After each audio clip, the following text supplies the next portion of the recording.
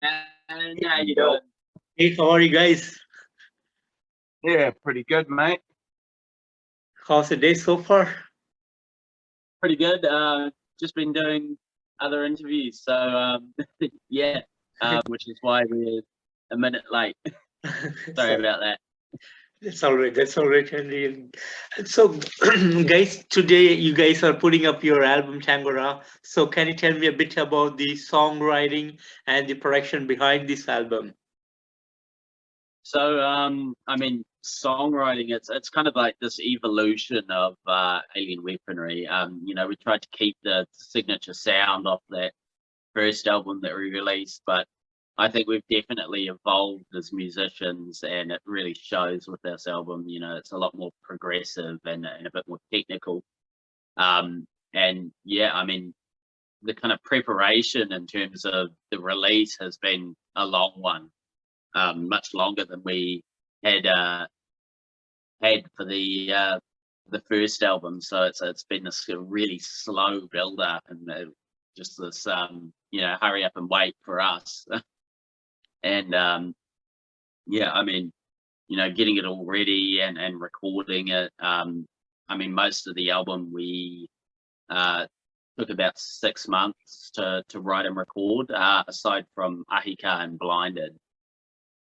Those tracks were actually out a year or two prior. So yeah, for us, it's this kind of very compacted look into who we are as songwriters and kind of our mental states at the time. Sounds good. Sounds good. And was there a concept you guys put behind this album?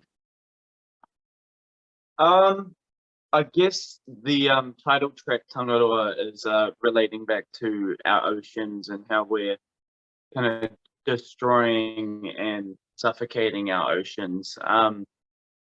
But as far as topics, I think we kind of delve into quite a few different topics on this album. Like we have anything from ancient Maori history to more recent Maori history to personal experiences and battles with mental health and stuff like that. So I think the album has quite a few different themes on it, but I think they all tie in together pretty well. Yeah, they're kind of encapsulated by that idea the ocean relates to everything on this planet. Sounds good. And talking about the cover art of the album, like looks like a storm of the eye of the storm. So is that the same kind of idea that you're putting with to go along with the concept of this album?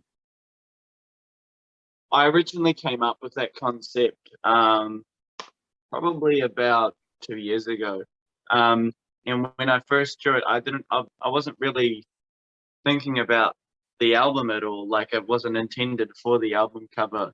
And when I drew it, it kind of, I didn't really know what it was supposed to be even. But in a way, it kind of represents how Maori traditionally depicted Tangaroa, kind of an outward-going spiral pattern. And we kind of built on it from there. And yeah, it's kind of supposed to be a bunch of eels with holes punched into it, kind of representing, Tangaroa's children, but they're wounded and dying. Sounds good. Sounds good. And talking about the album as a complete thing, it is totally amazing, and you guys did an amazing work again on this album. And how, as a band, do you feel about the outcome of this album? Man, I could not be happier, honestly. I mean, we've already had some like really great reviews, and people seem to be loving it already. It's already out here in New Zealand and in Australia, so we've had a few of our friends and people that we know messaging us, telling us that they love it. So I think we're very happy with the reaction to it, as well as the kind of timing, because actually it's something that we really tried to get right, was the timing and making sure we'd be able to tour the album as well. So that looks like it's really come together very, very nicely for us. Sounds good. And do you guys have any plans today for the release? Yeah, so in probably half a month, so probably at the end of this month, we are planning to head to the US, and we're touring with Gojira and Knocked Loose. So we're doing pretty much all the dates on their tour, and we're also doing a few headline shows in the US as well. And then next year, we're touring as main support for Gojira from about January through to March. So yeah, we've got quite a few gigs and stuff lined up, promoting the album and whatnot. And I mean, plans for today, we've got like a Q&A that we're doing for everyone who's finally been able to listen to the album, so they can get on and ask questions about it and talk to us about it, which is really awesome. And I think we might have a little bit of a celebration as well. Maybe crack open a drink or something. Sounds good. Sounds good. And since the beginning of the band, you guys were totally awesome, and the music has traveled far and wide, so successful. So how do you guys feel about the success? I mean, we try and I guess just keep doing what we're doing in terms of that. I think letting it get to our head would probably be detrimental to the band and what we do, and the way we write music. So I think for us, we're just going to keep pushing forward and doing what we're doing. But yeah, I really do appreciate everyone who has, I guess, made all of this kind of possible for us, and like all the opportunities we've had have been amazing. Sounds great. Sounds great. And you guys are known for bringing to the world the Maori language and the culture of your indigenous culture of New Zealand. So, what was the actual reason for bringing it to the world, and what was that intention behind it? When we first started writing in Maori, we're just trying something new, I guess. I mean, me and Henry grew up speaking Maori and going to Maori school. And we lost the language after we left Kura. So I guess getting into writing in Te Reo Māori kind of helped us rekindle some of that. And as far as bringing it to the world, we'd always, dreamed of playing shows overseas and playing big festivals and stuff. We were approached by a festival called Metal Days, and that was kind of like the start of Alien Weaponry being able to get overseas and kind of make a splash in the overseas market. Sounds good. Sounds good. And would you guys like to share some of the great moments that you had over the years? Oh, I mean, we've had, I guess, the privilege of being able to play at some really massive metal festivals, festivals like Download, Varkin, Hellfest, and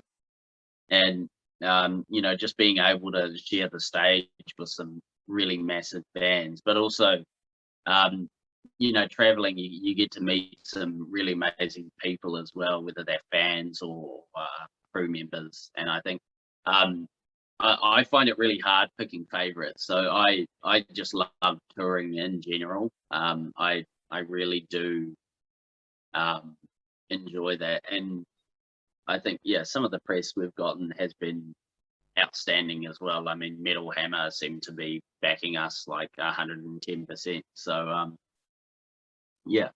I think I don't know, everything has been a highlight for us since we started touring overseas. Sounds good. Sounds good. And what would be the dream for you?